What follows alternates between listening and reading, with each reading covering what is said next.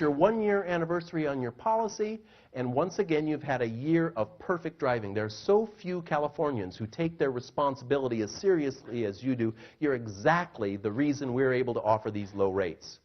And we want to be sure that we can continue offering them at this low level, or lower them for that matter. And that's why we want to be sure we don't just insure anybody. So congratulations on having an excellent, excellent driving record. Among your friends, we'd love to offer these rates, but only to people who are also outstanding drivers. Who are the first people, a couple of names that come to mind for you, of individuals who drive low-risk vehicles, who take their responsibilities seriously, who would never drink and drive, for example? We'd love to give them the same level of service and the same low rates we offer to you. I said, well, Pete Schweitzer. Well, do you suppose Pete Schweitzer then called me up and said, "The nerve! George, you gave my name and number to that insurance company, and they called up and lowered my rates by 30%. How dare you?" Of course not. He was thrilled. I was delighted to be their customer. I was happy to spread the savings to my friend. It created a positive outcome for him and also for the insurance company. But let's take that call apart. They didn't say, "Well, we're on a referral campaign and we've gotten up to the W's." No, they started off by giving credit where due. That is, they identified the first step to gathering referrals is to give credit where due. They identified what was it that made me a good customer. Okay, do any of you have customers you wish you didn't have? Okay, don't ask them for referrals. Their friends will all be just like them. You don't want them. But let's suppose you decided for once and for all that you really would go capture referrals. Let's say you just decided to identify your top 10% of your customers. Maybe it's the people who always pay on time, who are a pleasure to deal with, who trust your advice and judgment, who make good decisions, the people who value your relationship. If you identified the profile of what makes for your top tier of your very best customers, wouldn't it make sense to call them and say, "You are among my very best customers. What I notice and appreciate about you is that you're always punctual with your payments, you're a pleasure to deal with, you're always friendly, you return my calls, you give me ideas that help us grow. You're exactly the kind of customer we would love to have more of." Start by offering credit where due. Second step, as with 20th century, be specific about who you're after in terms of referrals. Not, "Gee, can you think of anybody who would be a possible customer for us?" No, what they did with me is say, among your friends, who are the first couple of people who come to mind when you think of very safe drivers who would never drink and drive, who take their responsibilities seriously? In other words, it's kind of a fill-in-the-blanks approach. You tell your current customers what you love about them and what you wish you had more of in others, and let them fill in the blanks. And the third step, and this is an important one, is to make sure that as you ask for these referrals, you provide some appreciation or incentive for doing so. In my case, they explained that my rates would stay low if they could make certain that they insured other policyholders like me who were low risk, who were probably never going to file a claim. Point out why it is in your customers' best interest to have them supply you with referrals so you can continue to grow your business with customers like them. Power talkers are people who give credit where due. I'd like you to write 3 R's in this section of your notes, please. 3 R's, because my company name is Speaking from Experience. I view my role with you here today is that I go through my life paying attention to the experiences that happen to me, looking for lessons I can learn from them, looking for how can I write a story about this, how can I explain it to an audience, how can I, as a typical customer, how can I say what affects me positively, what can I pass along to others? And so I'm paying attention. I use what I call the 3R system. First R. I recognize what impresses me positively as a customer. For example, I was speaking to a dental group in San Diego not long ago, and I had a suit pressed just before the presentation. I went to pick it up, and the individual, you go to the dry cleaner, there's that automatic conveyor belt thing that brings your clothes around, and then they punch in the number, and it comes around to your suit or your dress, your garment, and they take it off the hook. And then usually right by the cash register, there's a little bar, kind of like a closet bar, and they hook it on there, and they ring you up, and then you take your clothes. This guy in San Diego, though, I noticed that as he took the clothes off the rack, when he went to that hanger bar, he turned it around and hooked it from the back. And I thought, wait a minute, he's doing that to make it easier for me to lift him and go. And I noticed what he was doing. I recognized it. And two, I rewarded it. Because I said, hey, I see what you just did. Of all the times I've been to a dry cleaner, I've never before had somebody do that. You took the extra trouble to turn that hanger around and hook it so that it would be easier for me. Wow, thank you. That guy almost started crying. I'm not kidding. He said, oh, you know, and he happened to be of Arabic descent, and he had a heavy accent, and he said, I do this for all my customers. Nobody ever noticed. Oh, I'm so glad. Thank you. It was like we were going to hug each other that he had turned the hangers around. Recognize excellence in others. 2, reward it on the spot. 3, report on it. What I'm doing with you. I went to my audience and I reported it, and it happened to be a dental audience, and some individual said, hey, you know, when we have new patients come in, we have a new patient form. What if I put the new patient form on a clipboard with a pen and turned it around and handed it to them with the pen? Would that make them feel better? Absolutely. What a tiny adaptation. You could say, well, the dry cleaner does that. Why couldn't I do something similar to make my patients or my customers feel that much more welcome? Recognize excellence in others. Reward it in them, and report it to those around you, and see how you can incorporate it into your own business. Power talkers are people who give credit where due. When they notice things going right, they notice it, and they decide to do something about it. Now, ladies and gentlemen, I want to find out, are any people here people who have private pilot's licenses? Anybody ever take flying lessons? Okay, good. Quite a few of you. I'm also a pilot. And I want to tell you about a flight experience I had on June 16, 1996. I kept a Cessna 182 at a small airport in Seattle, and it happened that this is the airport where Boeing builds all 737s and 757s. It's the Renton airfield. And I kept my airplane there, and on that particular day, I went flying with 2 people I had not met before, because I had made a donation to a charity auction, the Starlight Foundation, AIDS critically ill kids. And you know, the auctioneer says, and your pilot will take you and a guest sightseeing in the San Juan Islands, which is in the far northwest part of our country. It's a beautiful, beautiful, beautiful part. It's near Seattle. It's very close to Victoria, British Columbia, just a cluster of lovely islands. And so that particular day, I went to the airport, I walked across the tarmac, and walking toward me was a guy, mid-50s, gray mustache, gray hair, a real twinkle in his eye. He was obviously excited about going flying. His name was Pete Buck, and I welcomed Pete aboard. Pete was an attorney in Seattle, and he had been the winning bidder. In fact, a very persistent bidder, because no matter what anybody else bid, Pete always outbid them. He wanted that flight.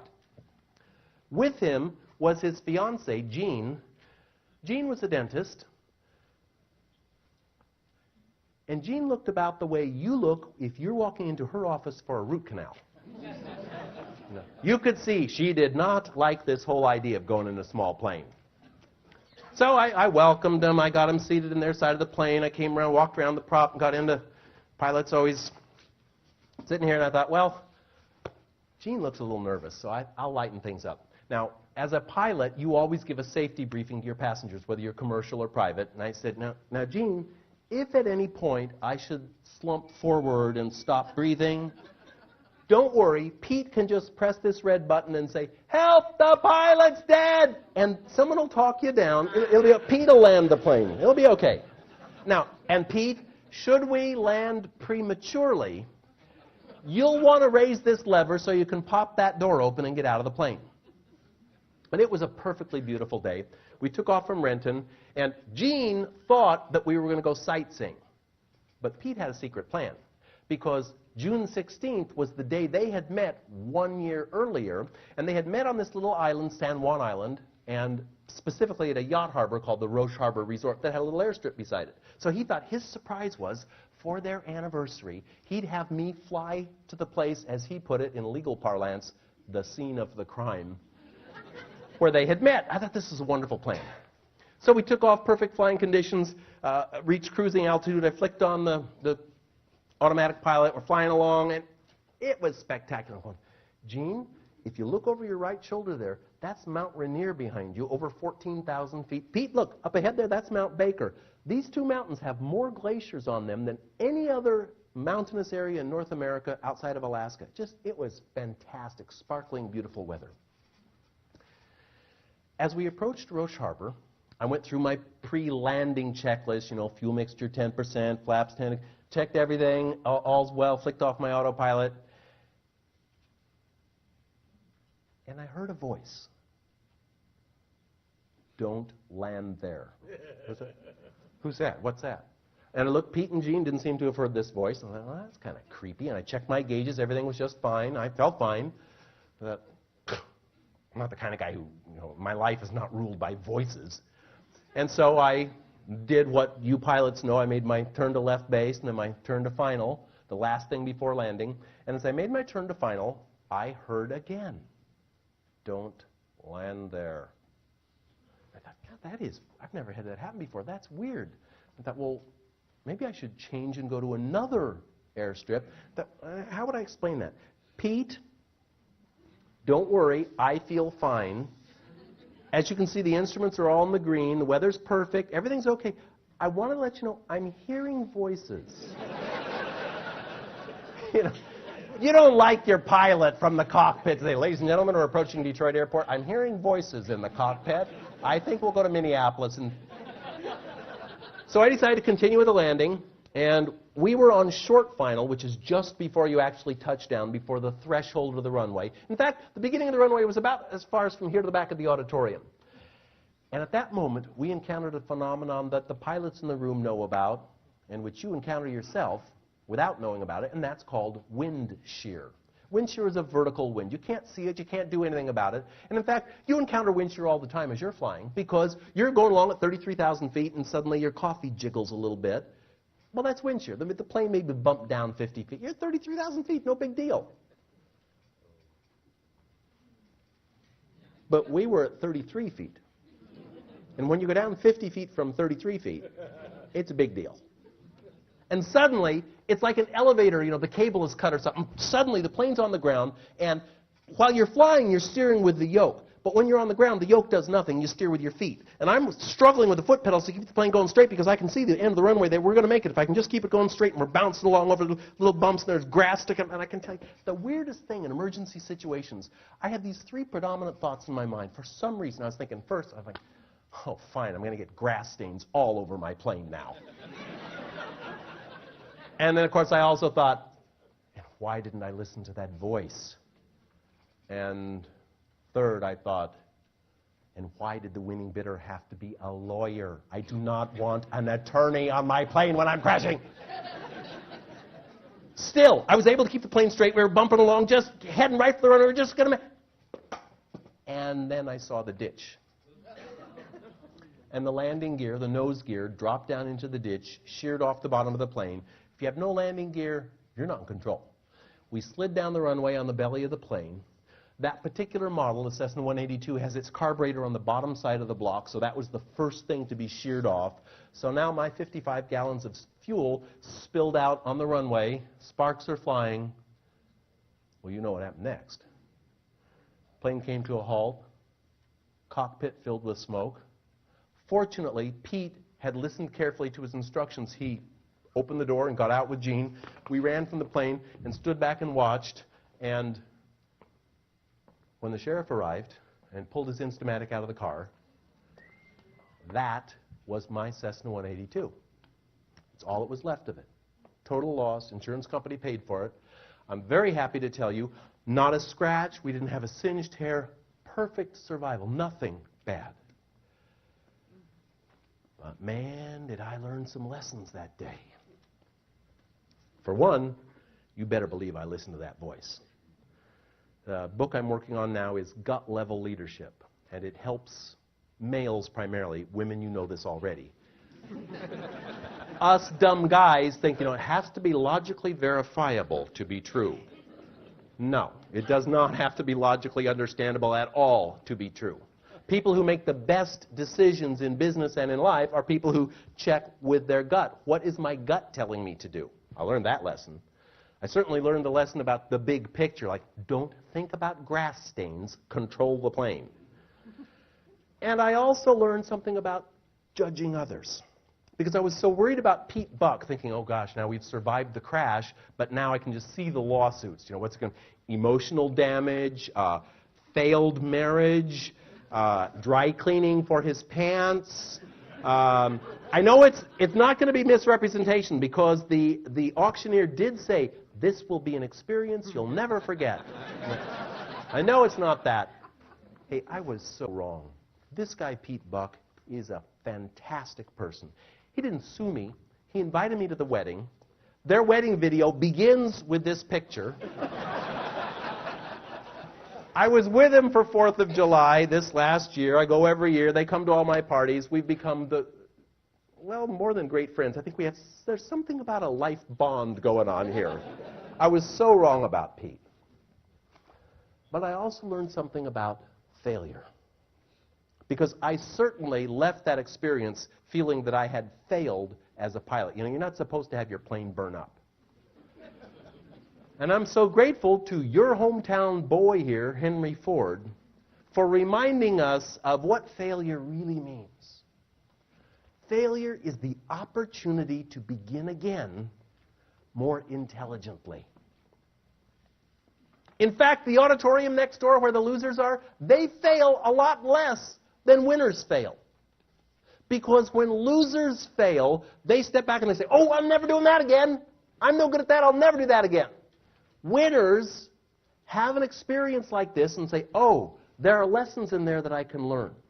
In fact, one of the distinguishing characteristics of winners in life is that they encounter failures and recognize that in them lie the greatest lessons they can learn. And in fact, you hear it in their language because power talkers exhibit the third trait, which is that they rebound resiliently. They bounce back. Do bad things happen to successful people? Absolutely. More bad things happen to successful than unsuccessful people.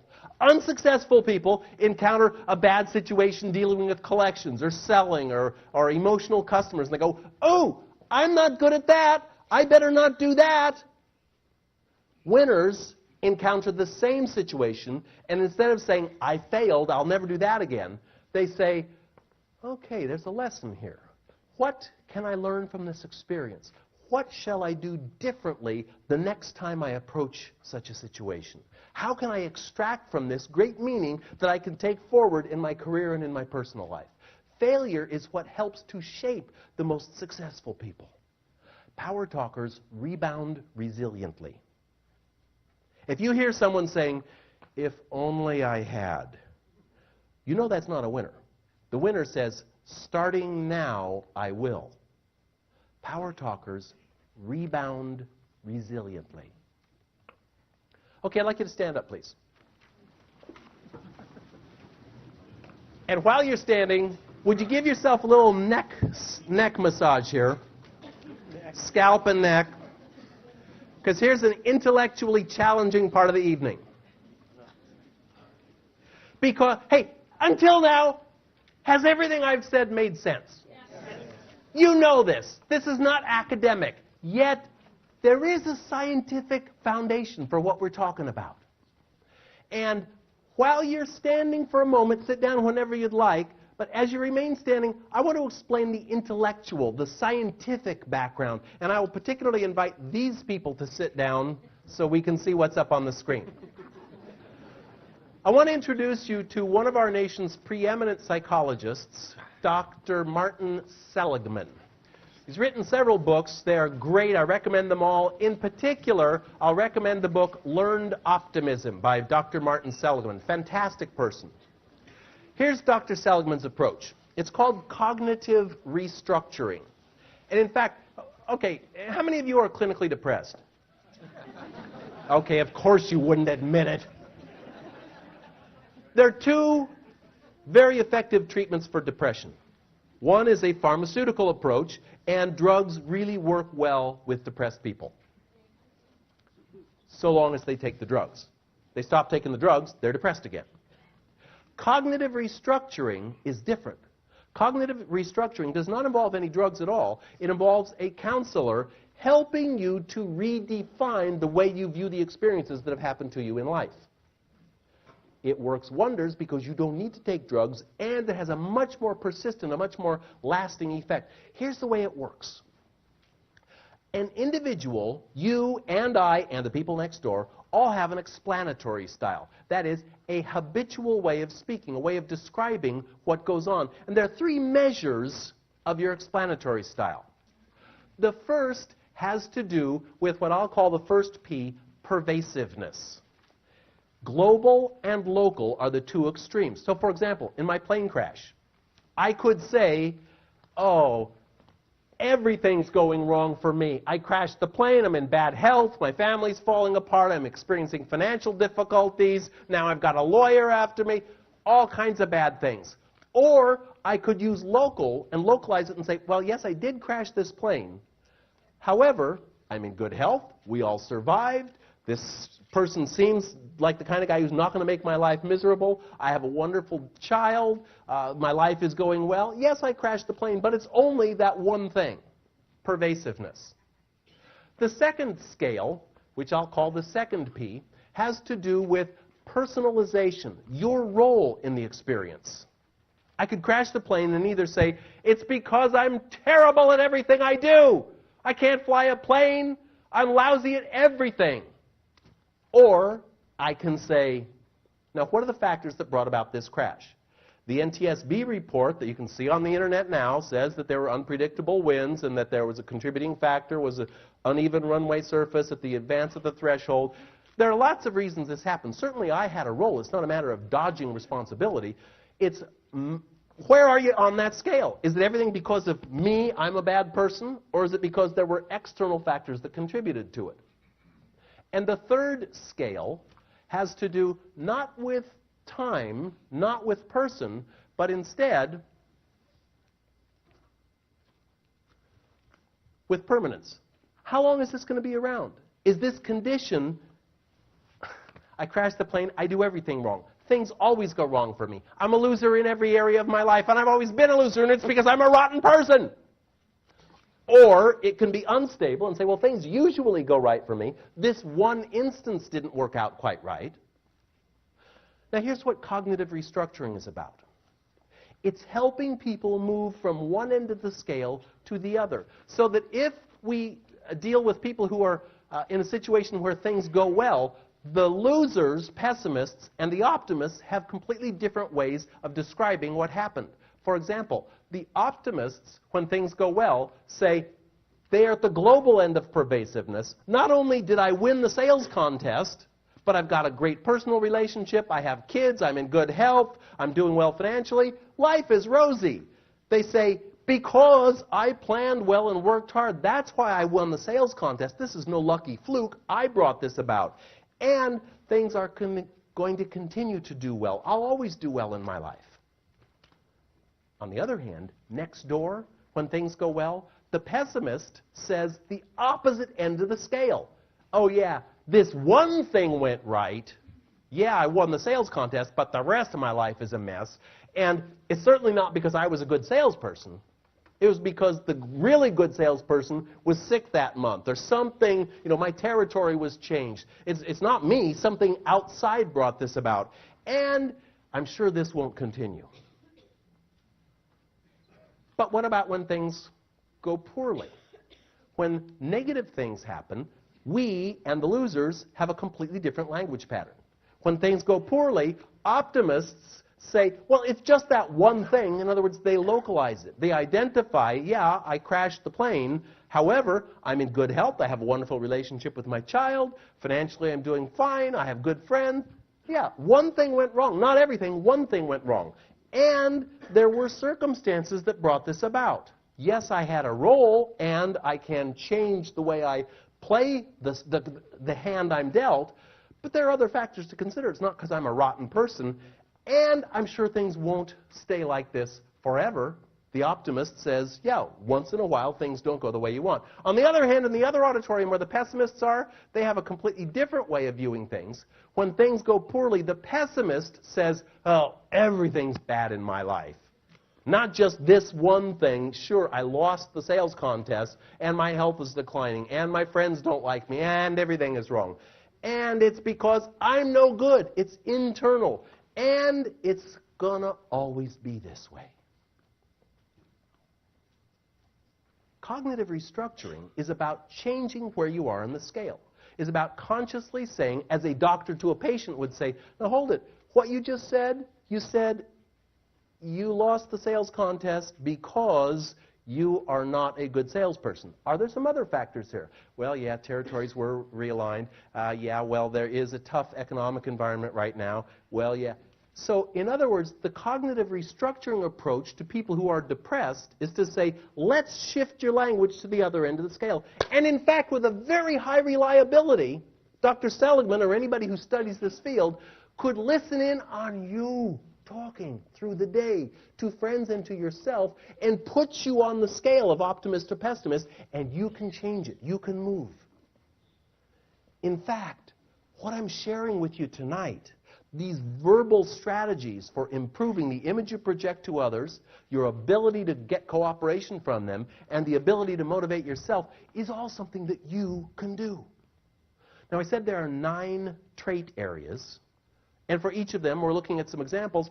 I certainly don't expect that this evening you go, oh, well, I heard some stories, and I'm going to, okay, I'm going to quit saying I'll have to, and I'll always say I'll be glad to. How about problem? Instead of saying problem, gee, that makes me want to back away from things. If I run into a customer's challenging situation, I feel better than if I run into a customer's problem situation. Problems I go away from, challenges I move toward, oh, I could change that. Instead of saying, I can't get you the report till Friday, I could say, I can get you the report on Friday. You could make lots of individual changes. But there's a big difference between simple and easy. It's not easy to change lifelong habits, obviously. Hey, don't make this mistake. Don't make the mistake of sitting in your chair and seeing me up here saying, oh, Mr. Author guy, he's learned these 50 things. No, I work on this every day. Last night, my flight arrived here just past 10 o'clock. I had my Yahoo map directly to the address on Franklin, where the Embassy Suites is, over in Franklin here.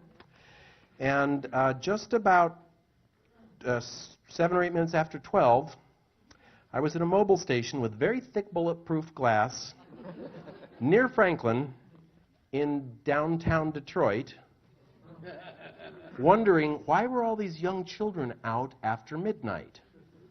And I was completely lost, and I handed my little map to the lady under the, the little place you slip the money through.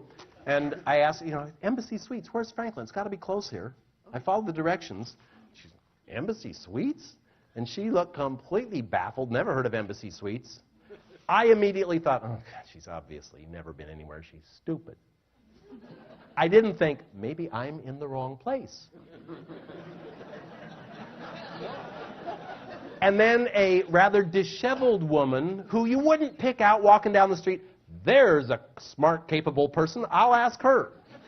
But she saw me with this map, and she took the map and started saying, oh, okay, now, oh, you know what you'd have, let me see, how would you get to Franklin here? And I'm thinking, okay, just humor her, she doesn't know. And then this really big, mean-looking guy comes over, takes one look and says, that's in Southfield. And she says, so what, do you work for the post office? And he said, yes, I work for the post office. It's in Southfield. And that woman got out her pencil and made me a little map that got me directly to Embassy Suites last night and basically saved my ass. So I found myself driving over here thinking, if only I had checked the zip code. And I go, oh, no, wait a minute. If only I had, no. Starting now, I will. Whenever I'm flying into a city that I've not been to recently, I'll check the zip code. And I also thought, at the rental counter at the airport, I showed the map to the dollar rental guy. I said, does this make sense to you? He looked it over. Yep, that looks good to me. I thought, how could he have let me go the wrong way?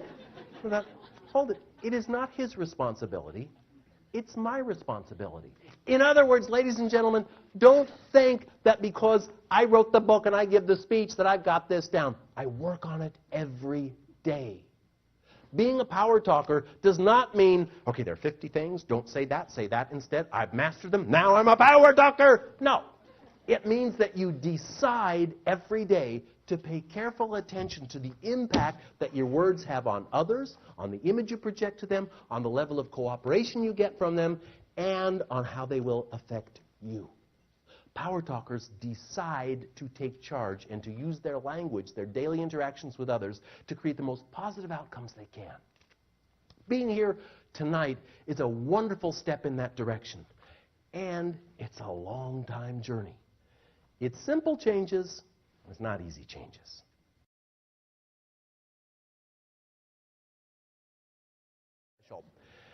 Also, during the break, several people said, oh, gee, do you still fly? And it's kind of an interesting situation. First of all, I didn't tell you the whole story about that crash. Because there were actually 4 passengers on board. My 6-year-old daughter was on board. One of the things I learned in that experience, when Pete got out with Jean, I, of course, grabbed my daughter from the back and pulled her from the plane, and we ran away.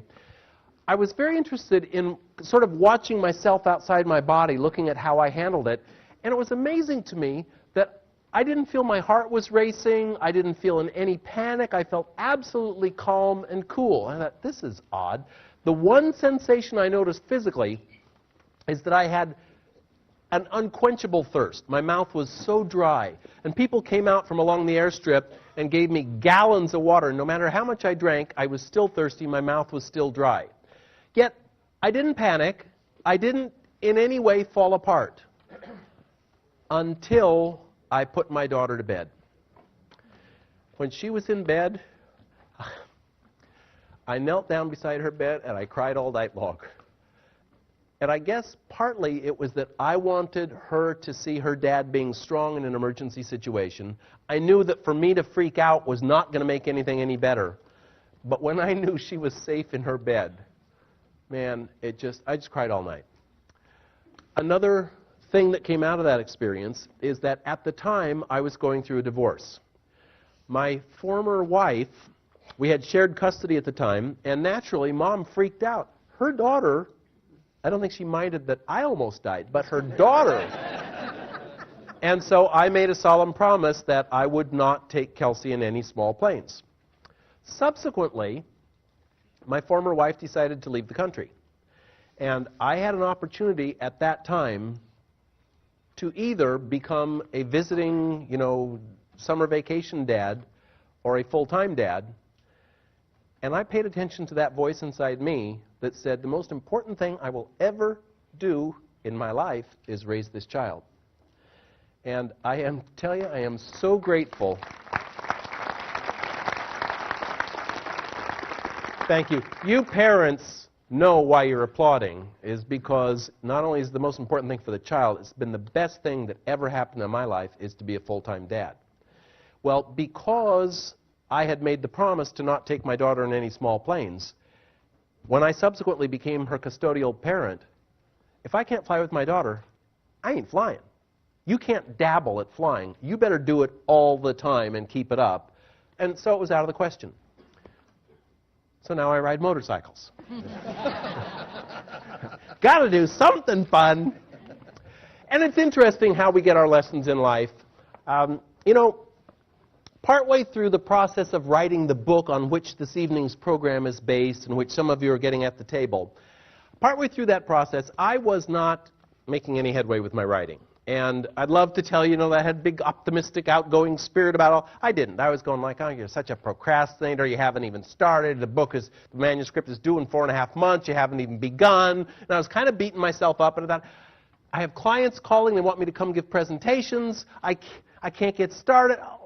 I got to get out. I got to do something. And I said to my wife, let's go to Hawaii. We'll get a condo. I'll take the laptop. We'll just go have 2 weeks of peace and tranquility. At that time, my daughter was 6 months old, little baby. I thought, perfect, I'll go and write. And my wife said, well, what do you plan to do? Just leave our daughter with a hotel babysitter or something? I go, oh, that's right. No, that wouldn't be good. My wife had 2 children from a former marriage, and they were being raised by their father. They lived in Canada. And I said, hey, I know what? Let's invite your 2 kids to come on the trip with us, because after all, they're teenagers now, and so they'll be able to help out caring for Kelsey. And I can get some work done. Oh, some of you have teenagers. Well, because I was not a full-time stepdad of these teens, I didn't really know about teenage behavior. So I said, oh, well, you're probably right. They may take a lot of attention. So I know what? Let's have each of them bring one of their teenage friends along. So the 4 teenagers, the baby, my wife, and I headed off to Hawaii for 2 weeks of peace and tranquility. I got nothing done. I had a terrible time. I mean, the whole time. Jesse would come up from the beach. He'd come to the front door of the condo. There was a little shower head down on the ground beside the front door to shower, wash your feet off. He'd look at it. He'd go into the middle of the living room. Say, boy, look at all this sand here. Then he'd brush it off on the carpet and he'd grind his heels in. Well, don't do that. Wash off outside. Then he'd head for the refrigerator and say, man, it's so hot, I'm really thirsty. He'd open the refrigerator, he'd see the glasses on the counter, he'd look in the refrigerator, there'd be that cardboard carton of guava juice. He would reach for the carton, belt it back, take every drop, and then, you know the kid. Then he'd put the empty carton back in the refrigerator, leave it open, turn and walk away. I mean, the whole time I'm going, pick up your towels, shower off outside, use the glass, be considerate. It was horrible. I had a terrible time. And I finally said, those teenagers have ruined this trip. I'm not getting anything done. I'm having a terrible time. And my wife was standing there with me, and she said, oh, that's interesting. Those teenagers are ruining your trip. Huh. And she started waggling these 3 fingers. Now, let me tell you. If you write books about how to communicate positively, it is extremely annoying to be married to someone who has read them. Because waggling her fingers was her way of reminding me about a chapter I had written concerning one of my most important teachers, Edith Walther, my mom. That's my mom. On the left there, Edith. I remember when I didn't have a book report due one night. It was ready to be turned in the next morning, but I hadn't done it. My mom said, well, why isn't it done? You've had it for a week. And I pointed at my typewriter and said, the typewriter broke. I had this sort of a aqua coral-colored Smith Corona typewriter. I said, well, the typewriter broke. And my mom pointed at the typewriter and said, oh, I see one finger pointing at the typewriter, but look where the other 3 fingers are pointing. And she made me laboriously, she went through each finger. What does this finger say? That one says the typewriter broke. What's this one say? This one says I shouldn't have waited until the night before it was due. What does this one say? This one says I should have checked the typewriter to make sure it was working. And what about this one? This one says I should have had a backup plan in case the typewriter didn't work, some other way to get it turned in. In other words, it's not the typewriter's responsibility to get the book report done. Bring the responsibility back where it belongs. The teenagers didn't ruin my trip. My reaction to, obviously, what you're attesting to is normal teenage behavior, that's what ruined the trip. The 4th trait of power talkers is that they accept personal responsibility. You hear it in the way they speak. Powerless people say, I can't stand it. Why can't my leadership team get there on time? They're late for meetings. It throws off the whole schedule. They're bad. Power talkers pay attention to the 3 fingers pointing back at them and say, given that that's the fact, what can I do about the situation? Since people tend to be late for meetings, what can I do to alter my approach so that I can stress the importance